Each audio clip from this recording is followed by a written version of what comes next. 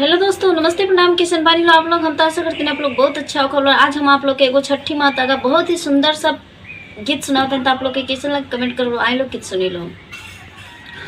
के बोआवे धान गेहुआ के बोवेला कपास, के बोआवे धान गेहुआ के बोवेला कपास, के बोआवे नारियलवा नारियल फरेला आकाश, नारियल फरेला आकाश।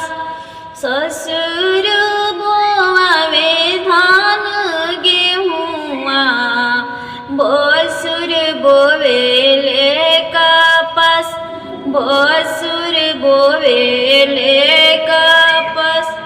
सैया बोआवे नारियलवा नारियल फरेला आकाश, नारियल फरेला आकाश।